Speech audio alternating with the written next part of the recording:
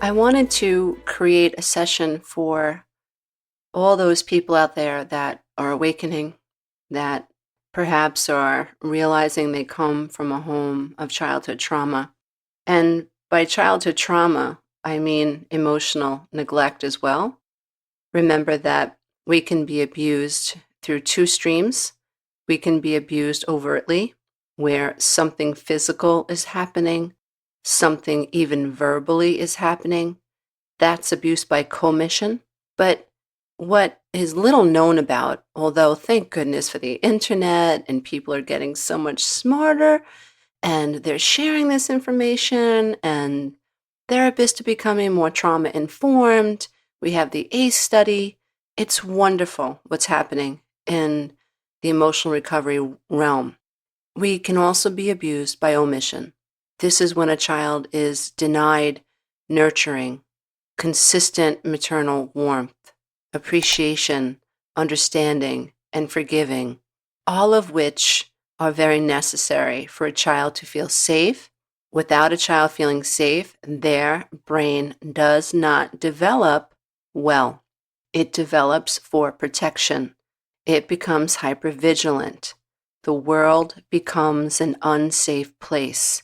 When the world becomes an unsafe place, the natural essence and energy of that child goes underground. It's so incredible to me that what happens in one space happens in all space. Right after my mom passed, it was like I received this download. And I know that sounds insane to some people, but it's my truth. Sitting at my desk, and out of nowhere, this thought plops into my head. Lisa, what happens in one space happens in all space. And every time I think about it, I realize that that is so true because the world is made up of nothing of energy. We get caught up in our ego. My name is Lisa. I'm 5'6". I have green eyes. My hair's turning gray. Like we get caught up in all the wrinkles and like I'm a physical thing. We get caught up in, oh, I have to do the laundry today. I have to answer emails today. I have to go grocery shopping today. I have to pay the bills today. I have to do this. I have to babysit my granddaughter today. All these things that are so egocentric. They're ego-based. They're physical. So easy to forget that what I truly am is an essence. I'm a being, human being. So I'm part physical, but I am primarily energy. Every atom in my being is 99.9% space. Why is that important? Because your emotions are no different than a volcano. Imagine the energy and the rumbling of a volcano. There's a mounting period where something's happening below ground, pressure's building, pressure's building. Nature doesn't come along and stick a cork in it. Nah, volcano, you're not feeling that today. Nature says, whatever you feel, you feel. You need to feel, go feel. Imagine the energy of the volcano as your feelings. Now, there's a caveat to this. There's nothing wrong with any feeling, but there are consequences to acting on those feelings. So if you're angry and frustrated, you don't take it out on your kids. You do not take it out on your kids. You do not take it out on your spouse. There are some spouses that put up with it. My husband happens to be one that will not. I happen to be a spouse that will not.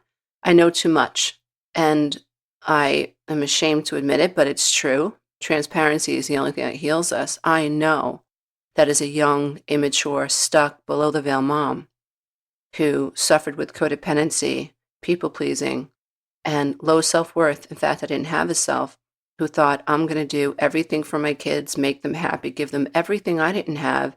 And certainly, all they're going to do is reflect back this idea that I'm a good mom. That's irrational. It's wrong. And I remember being in my mid-20s, late 20s, and being really frustrated by the demands of motherhood. And certainly there were days I was tired and frustrated and confused and overwhelmed and yelled at my kids when I should not have. That will never happen again because the pain of that allows me to keep my own emotions in check. In nature, emotions flow. In nature, energy flows. What happens in human beings is because of the psychological level, we are taught not to feel, not to think, and not to express. We are so afraid of what everyone else thinks. Brings me back to why I'm so excited about this session. I'm so excited about this session because I woke up today wanting to appreciate life. I have these beautiful plants in my front room, and every morning between 3 and 4, I wake up and I just sit with these beautiful plants.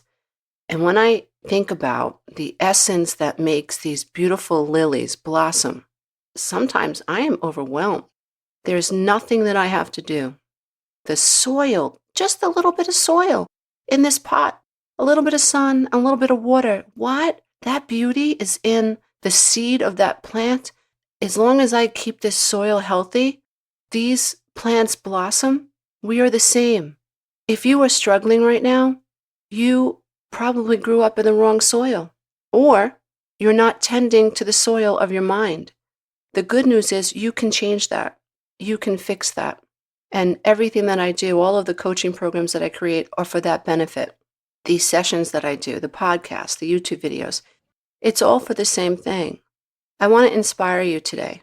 After I was having this incredible moment of appreciation, and I kissed my own hands, as silly as that sounds, but you know why I did that? I kissed my hands because these hands allowed me to raise my babies.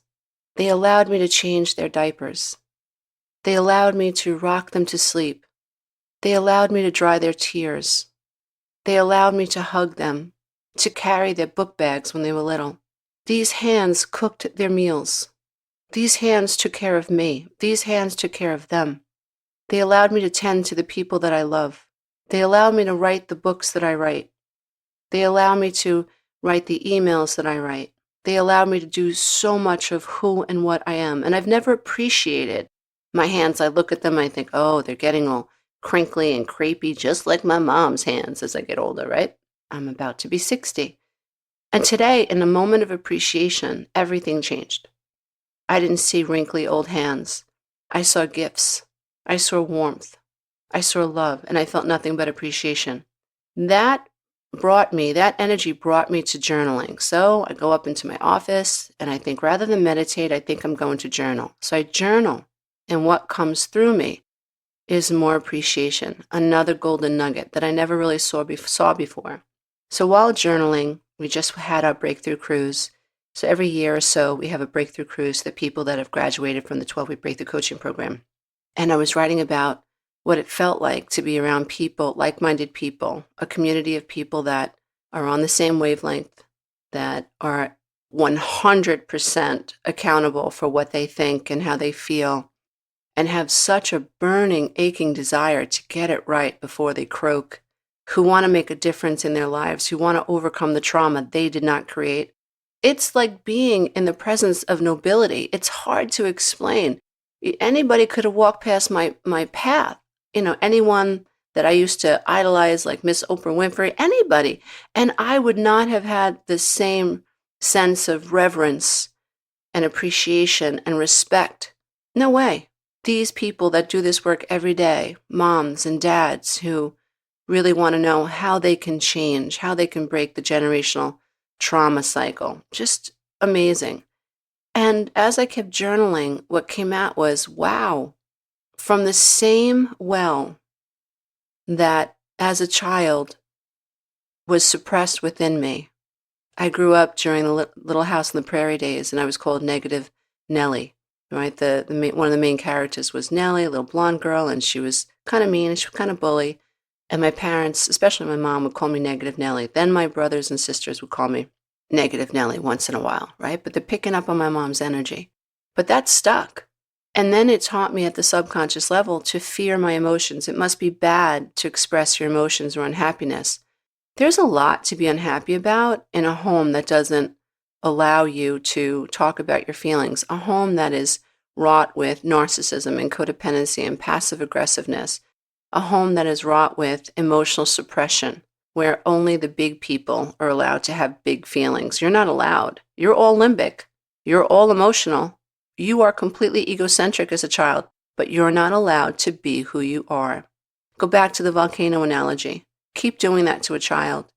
Keep plugging them up. Where's that energy going? If you kept plugging up a volcano, where would it go? It would explode underground. It would distort you from the inside out. It's a good thing that nature allows for this expression of energy. We're not talking about the destruction that happens on land and what happens to poor people who are caught up in a volcano. That's not what I'm talking about. I'm talking about nature's way of allowing energy to flow, energy that gets collected. Imagine if someone was able to come along and say, no rain today, no thunderstorms today. That's what we do to children, and that's what we do to ourselves. So I kept journaling, and I said to myself, wow, I love being around these people the same well that I pull everything that I share in podcast videos and coaching programs, coaching sessions. Everything that I share comes from this well that my mother, my father, and especially my ex tried to suppress. The same well from which I was trying to be authentic. I was trying to say, I think this is what's going on, or I feel this, or maybe we can talk about that. That same well of authenticity, the desire to be seen, the desire to express. When you're expressing a negative emotion, you're expressing longitude, latitude. That's where you are right here, right now. But like a ship in an ocean, you're not going to be there forever. But it feels like you will be. That's Amy the amygdala and Harry the hippocampus. But you have a prefrontal lobe. You have a neocortex. And those are the areas of your brain where you can imagine a new outcome. And the hardest part of this journey for me has been stepping away and letting go of those who wanted to put a cork in it. The hardest part was choosing the self. The hardest part was facing all those fears like, oh, damn, I really am by myself. Oh, damn, I can't rely on my ex for financial support. Oh, damn, one job isn't enough. I need 2. Oh, wow, I might need 3 for a little while. And making no excuses and looking around and saying, this is either going to work or it's not going to work. I'm very grateful that I had a couple of friends in my life that would have never let me fall. And I know that. I know that there are a lot of people that aren't as lucky, I would say, and don't have those people in their life. And all I can say to those people is, you still can't give up. You still can't give up. You always have to look for the exit door. Beyond our conditioned beliefs about self, we're not good enough, we can't do it, we need this person. Everything that you need is truly within you, but you can't grasp it within your conditioned reactive reflexive responses. Human potential is infinite, but you have to grasp that concept. And every day, a little bit more every day, you have to ebb in that direction. You can start by simply telling your truth, even if it's to a voice recorder or a journal or a trusted friend or a Facebook group. Although I would be careful when you put things out on the internet. But simply telling your truth, not expecting anybody to fix it, not even expecting to do something about how you feel, but getting in the habit of, wow, this is really how I feel. This is really how I feel. Because that is the same well of authenticity that will allow you to build a life in the future of total authenticity. Where I am coming from to you right now is the same well of pain that my family tried to suppress, and they did. My mom and dad have passed on, but it's true. The highest version of my father will tell you, yes, I wanted soldiers for children, not individual autonomous beings that had emotions. I didn't know how to handle them, so I shut them down. It was selfish, but I didn't know any better. My mom, I believe, would, if her highest self could come back, she would say, I get it now. I get it now. I focused on things that were unimportant. I focused on things I could control, bleaching the walls, feeding my husband, smiling on cue. I really didn't see my kids. I really didn't even know how to feel what my kids felt. I was annoyed by their feelings. I was annoyed.